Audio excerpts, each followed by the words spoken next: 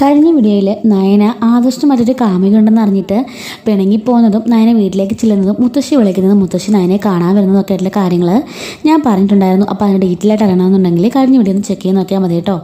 അപ്പോൾ അതിൻ്റെ ബാക്കി സെക്കൻഡ് പാർട്ടാണ് പറയാൻ പോകുന്നത്. അങ്ങനെ മുത്തശ്ശി നയനോട് പറയാണ് അവൻ്റെ മനസ്സിൽ നിന്നോട് ഒരുപാട് ഇഷ്ടമാണെന്നുള്ള കാര്യമൊക്കെ എനിക്ക് മുത്തശ്ശിന് മനസ്സിലായതാ. പക്ഷേ അവനത് പുറത്തു പറയാൻ സാധിക്കുന്നില്ല. കാരണം അവൻ്റെ അമ്മ അറിഞ്ഞാലോ എന്നുള്ള പേടി. അതുപോലെ തന്നെ അവന് ആ ഒരു പ്രണയം മനസ്സിലാക്കാനും സാധിക്കുന്നില്ല. അതുകൊണ്ടാണ് അവൻ്റെ മനസ്സിലുള്ള പ്രണയം അത് കൂട് പൊട്ടിച്ച് പുറത്ത് വരണം. അതാണ് നമ്മൾ ചെയ്യേണ്ടതെന്ന് പറയാണ്. അപ്പോഴേക്കും കനകം പറയുന്നുണ്ട്, ഇല്ലമ്മേ എന്ത് പറഞ്ഞാലും ഞാൻ എൻ്റെ മോളെ അങ്ങോട്ടേക്ക് വിടുന്നില്ല. എല്ലാവരും ആട്ടും തുപ്പം കേട്ട് അവിടുത്തെ ഒരു വേലക്കാരിയെ പോലെ എൻ്റെ മോള് ജീവിച്ചത് മതി. ഇനിയെങ്കിലും എൻ്റെ മോൾക്ക് കുറച്ച് സമാധാനം വേണമെന്ന് പറയുമ്പം മുത്തശ്ശി പറയാണ്, കനകത്തിന് എന്നെ വിശ്വാസമില്ലെന്ന് ചോദിക്കുകയാണ്. കനകത്തിന് വിശ്വാസമില്ലേ? നയന മോളെ ഞാൻ ഇതിലും സന്തോഷമായിട്ട് ജീവിച്ച് കാണിപ്പിക്കും. ആ കൊട്ടാരം പോലുള്ള വീടാണെന്ന് ആ കൊട്ടാരം പോലുള്ള വീട്ടിൽ എൻ്റെ മോളെ ഞാൻ റാണിയായിട്ട് വാഴിക്കും എന്നൊക്കെ മുത്തശ്ശി പറയുമ്പോഴേക്കും കനകം പറയാണ്, വേണ്ടമ്മേ അതൊന്നും എനിക്ക് ആവശ്യമില്ല. ഇപ്പം പണ്ട് ഞാൻ ഒരുപാട് ആഗ്രഹിച്ചിരുന്നു എൻ്റെ 3 മക്കളും കോടീശ്വരന്മാരുടെ വീട്ടിൽ വലിയ റാണിമാരെ പോലെ ജീവിക്കണമെന്ന്. പക്ഷേ ഇപ്പം എനിക്കൊരു കാര്യം മനസ്സിലായി. വീടിലോ സ്വത്തിലോ സമ്പത്തിലോ ഒന്നുമല്ല കാര്യം. സ്നേഹിക്കാൻ അറിയുന്ന ഒരു ഭർത്താവിനെയും കുടുംബത്തിനെയും കിട്ടുന്നതാണ് ഒരു പെണ്ണിൻ്റെ ഏറ്റവും വലിയ ഭാഗ്യം എന്ന് കനകം പറയാണ്. മുത്തശ്ശി പറയുന്നുണ്ട്, അത് നീ പറഞ്ഞ ശരി തന്നെയാണ്. എൻ്റെ ഭർത്താവും എൻ്റെ മക്കളും ആരും തന്നെ ദുഷ്ടന്മാരൊന്നും അല്ല. പക്ഷേങ്കിൽ ഒരു വീടാകുമ്പം പരസ്പരം അലഹസ്യം ഒക്കെ ഉണ്ടാവും. അതൊക്കെ സഹജമല്ലേ? എല്ലാ സ്ഥലത്തും അങ്ങനെ തന്നെയല്ലേ? ആ കനകം അങ്ങനെ കണ്ടാൽ മതി. കനകത്തിൻ്റെ ആഗ്രഹത്തിന് ഞാൻ ഒരിക്കലും കുറ്റം പറയില്ല. ഏതൊരു അമ്മയുടെയും ആഗ്രഹം സ്വന്തം മക്കൾ നല്ല രീതിക്ക് ജീവിക്കണമെന്ന്. അത് മാത്രമേ കനവും ആഗ്രഹിച്ചിട്ടുള്ളൂ. അതിൽ ഞാൻ ഒരിക്കലും കനകത്തിനെ കുറ്റം പറയില്ല. നവിയെ കാണിച്ച് തെറ്റാ ഇതിനെല്ലാം കാരണമായത്. അത് നവിയുടെ ജീവിതത്തെ നയനയുടെ ജീവിതത്തെ ബാധിച്ചു. എന്തായാലും ആദർശിൻ്റെ മനസ്സിൽ നയനയുണ്ട്, അതെനിക്ക് ഉറപ്പായ കാര്യമാണ്. പല സമയത്തും നയനയ്ക്ക് വേദനിക്കുമ്പം ആദർശിനും അത് വേദനിക്കുന്നുണ്ട്. അതിൽ നിന്ന് തന്നെ അവനോടുള്ള സ്നേഹം മനസ്സിലാക്കാന്നല്ലേ ഉള്ളൂ എന്ന് കനകത്തിനെ പറഞ്ഞ് മനസ്സിലാക്കുന്നുണ്ട് കേട്ടോ. ബാമോളെ എൻ്റെ കൂടെ വാന്നും പറഞ്ഞിട്ട് മുത്തശ്ശി നയനെ വിളിച്ചുകൊണ്ട് പോകുന്നുണ്ട്. എന്നിട്ട് പറയാണ്, നമ്മൾ പുതിയൊരു ഡ്രാമ കളിക്കാൻ പോകാമെന്ന് പറയുമ്പം നയനെ ചോദിക്കണം, ഡ്രാമയോ? എന്താ മുത്തശ്ശി ചോദിക്കുമ്പം അവൻ നിന്നെ ഇപ്പം എങ്ങനെയാണ് വട്ടാക്കുന്നത്? എങ്ങനെയാണ് അവൻ നിന്നെ ഇപ്പം വേദനിപ്പിക്കുന്നത്? അതേ നാണയത്തിൽ തന്നെ നമ്മൾ തിരിച്ച് മറുപടി കൊടുക്കാൻ പോവാണെന്ന് പറയുന്നു. മുത്തശ്ശി എന്താ പറഞ്ഞത്? എനിക്കൊന്നും മനസ്സിലാവുന്നില്ല. മുത്തശ്ശി പറയണ, അതൊക്കെ നിനക്ക് വഴിയേ മനസ്സിലാവും എന്ന് പറയുന്നുണ്ട്. അങ്ങനെ മുത്തശ്ശി തന്നെ ഒരു നല്ലൊരു ഹാൻസം ആയിട്ടുള്ളൊരു പയ്യനെ നയനയുടെ കാമുകനല്ല മുറച്ചിറക്കനായിട്ട് സെറ്റ് ചെയ്യുന്നുണ്ട്. അവൻ ദുബായിലാണെന്നും ഇങ്ങോട്ടേക്ക് വരുവാണെന്നൊക്കെ പറഞ്ഞ് ആ ഒരു സ്റ്റോറി ക്രിയേറ്റ് ചെയ്യാണ്.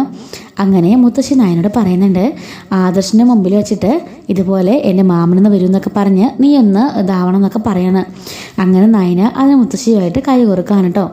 അങ്ങനെ രാവിലെ എണീച്ച് നയനനെ ഒന്ന് ചൊളിപ്പിക്കാൻ വേണ്ടി തന്നെ, ഹായ് ഡാർലിങ് എണീച്ചോ, കഴിച്ചോ, ഞാൻ നിന്നെയും കാത്തിരിക്കായിരുന്നു, രാത്രി മുഴുവനും നിന്റെ ശബ്ദത്തിനെ ഞാൻ കൊതിച്ചിരിക്കായിരുന്നു എന്നൊക്കെ ഇങ്ങനെ ആദർശ് പറയുന്നുണ്ട്. അപ്പോഴേക്കും നയന പെട്ടെന്ന് ഇങ്ങനെ ഒരുങ്ങിക്കൊണ്ടിരിക്കുകയാണ്. അപ്പോൾ ആദർശ മനസ്സിലോർക്കാണ്, ഞാനിങ്ങനെ സംസാരിച്ചിട്ടും അവളെന്താ മൈൻഡ് ചെയ്യാത്തേ? ഹലോ ഡാർലിങ്, ബേബി കേൾക്കുന്നുണ്ടോ? ബേബി നീ നേരെ ഡ്രസ്സായിരുന്നേ, നമുക്കിന്ന് എവിടെയാണ് കറങ്ങാൻ പോകണ്ടേ എന്നൊക്കെ ചോദിക്കുമ്പോൾ പോലും നയന ഒന്നും മിണ്ടുന്നില്ല കേട്ടോ. അപ്പോഴേക്കും ആദർശർക്കാണ്, ഇവളൊക്കെ എന്താ പറ്റിയേ? ഞാൻ ഇത്രയ്ക്കൊരു പെണ്ണോട് സംസാരിച്ചിട്ടും അവൾക്ക് ഒരു കുഴപ്പമില്ലേ എന്ന് ചോദിക്കുകയാണ്. അപ്പോഴേക്കും നയന അവിടെ നിന്ന് പറഞ്ഞാൽ, ആദർശേട്ടാ എനിക്ക് അത്യാവശ്യം ഒരു സ്ഥലം വരെ പോകണമെന്ന് പറയുമ്പോൾ എവിടെ പോകണമെന്ന് ചോദിക്കുകയാണ്. ആ എയർപോർട്ട് വരെ പോകണം, എൻ്റെ അമ്മയുടെ ആങ്ങളുടെ മകൻ വരുന്നുണ്ട്, എന്നെ മുറച്ചിറക്കൻ എന്ന് പറയാണ്. മുറച്ചിറക്കനോ? എൻ്റെ മാമനാ എന്ന് പറയുന്നുണ്ട്. മാമനോ? അതെ, എനിക്ക് അവനെ കൂട്ടാൻ പോകണം, അതുകൊണ്ട് ഞാൻ പോവാ എന്ന് പറയുന്നുണ്ട്. ശരിയെന്ന് ആദർശ് പറയാണ്. അല്ല, ഒരു മാമൻ വരുന്നതിൽ ഇവക്കെന്ത് സന്തോഷം എന്ന് ആദർശ് ഓർക്കാണ്. നയന തുള്ളിച്ചാടി പോകുന്ന പോലൊക്കെ അഭിനയിക്കുന്നതിന് കേട്ടോ. ഇത്രയും നേരം ഞാനൊരു പെണ്ണോട് സംസാരിച്ചിട്ടും അവൾക്ക് യാതൊരു പ്രശ്നവും ഇല്ലല്ലോ, എന്തായിരിക്കും കാരണം എന്ന് ഞാൻ ആദർശം ആലോചിക്കുന്നുണ്ട്. എന്തായാലും അവളെന്ന് ഫോളോ ചെയ്ത് നോക്കാം എന്നും പറഞ്ഞിട്ട് ആദർശം അവളെ ഫോളോ ചെയ്യാൻ തുടങ്ങുകയാണ്. വേണ്ട, അല്ലെങ്കിൽ അതൊക്കെ മോശമല്ലേ? അത് മാത്രമല്ല അവളുടെ അമ്മയുടെ ആങ്ങളെന്ന് പറയുമ്പം എങ്ങനെ പോയാലും 19 വയസ്സുള്ള കളവനായിരിക്കും. അതുകൊണ്ട് എന്താ, എനിക്കെന്താ അതിന് വിഷമം എന്നും പറഞ്ഞിട്ട് അവൻ നേരെ ഓഫീസിലേക്ക് പോവാണ്. അപ്പോഴേക്കും അവൻ്റെ ഫ്രണ്ട് അങ്ങോട്ടേക്ക് വരുന്നുണ്ട്. എന്നിട്ട് എന്താ ആദർശേ, എന്താ ഒരു മൂടപ്പം ചോദിക്കുമ്പം ഒന്നുമില്ല, നയന ഇതുപോലെ പറഞ്ഞിട്ട് പോയി എന്ന് പറയുമ്പം ആണോ, അപ്പോൾ നിനക്ക് പൊസസീവ്നെസ് വർക്കൗട്ടാകാൻ തുടങ്ങിയല്ലേ? നീ നിൻ്റെ ഭാര്യയ്ക്കിട്ട് പണിയെടുക്കാൻ നോക്കിയിട്ട് ഇപ്പം നിനക്കാണോ പണിയിട്ടേ ചോദിക്കുമ്പോൾ എനിക്ക് അങ്ങനെ ഒരു പൊസസീവ്നെസ്സും ഇല്ല, ഞാൻ പറഞ്ഞതേ ഉള്ളൂ എന്ന് പറയാണ്. അപ്പോഴേക്കും ആ ഫ്രണ്ട് പറയുന്നുണ്ട്, മനസ്സിലായി. അപ്പോഴേക്കും ഒരു പയ്യൻ വല്ല ആണോ ഈ മാമൻ ചോദിക്കുമ്പം ആദർശ് പറയുന്നുണ്ട് ഒരിക്കലായിരിക്കില്ല, അവളുടെ അമ്മയുടെ ആങ്ങളെന്ന് പറഞ്ഞ്. അപ്പോൾ എങ്ങനെ പോലും ഒരു 19 വയസ്സുള്ള കളവനായിരിക്കും. അയാൾ വരുമോ കൂട്ടാൻ പോവോ എന്തെങ്കിലും ചെയ്യട്ടെ, നമുക്ക് എന്താ എന്ന് ചോദിച്ചിട്ട് ആദർശിനെ ഇരിക്കുകയാണ് കേട്ടോ. അപ്പോഴേക്കും നയന ഓഫീസിലേക്ക് നയനിങ്ങനെ ആദർശിനെ വിളിക്കുകയാണ്. ആദർശേട്ടാ, എൻ്റെ മുറച്ചെറുക്കം വന്നു, എൻ്റെ മാമൻ വന്നു, ഞാൻ അദ്ദേഹത്തെയും കൊണ്ട് നേരെ ഓഫീസിലേക്ക് വരുന്നത്, ആദർശിനെ ഇൻട്രൊഡ്യൂസ് ചെയ്യുമെന്ന് പറയാണ്. ശരി എന്ന് ആദർശ് ഫോൺ കട്ടാക്കിയിട്ട് ഇവളെന്തിനാ അങ്ങനെ കൂട്ടി ഇങ്ങോട്ടൊക്കെ വരുന്നത്, വന്നിട്ട് പോട്ടെ എന്ന് ആദർശ് മനസ്സിൽ കരുതുന്നുണ്ട് കേട്ടോ. അങ്ങനെ നയന അയാളെയും കൂട്ടിയിട്ട് അങ്ങോട്ടേക്ക് വന്ന് ഇറങ്ങാണ്. അപ്പോഴേക്കും ഓണൊക്കെ അടിക്കുന്ന കഴിഞ്ഞിട്ട് ആദർശ് വാതിൽക്ക് തന്നെ നിൽപ്പുണ്ട് കേട്ടോ. അങ്ങനെ ഡോറ് തുറന്ന് നയന ഇറങ്ങുകയാണ്. തൊട്ട് പുറകെ തന്നെ ആ പയ്യൻ ഇറങ്ങുന്നുണ്ട്. ആദർശ് നോക്കുമ്പോൾ നല്ല ഹാൻസമായിട്ടുള്ള വെടിക്കെട്ടായിട്ടുള്ള പയ്യൻ ഇറങ്ങി വരുന്നുണ്ട് കേട്ടോ. ആദർശ് വായും പൊളിച്ച് നിൽക്കുകയാണ്.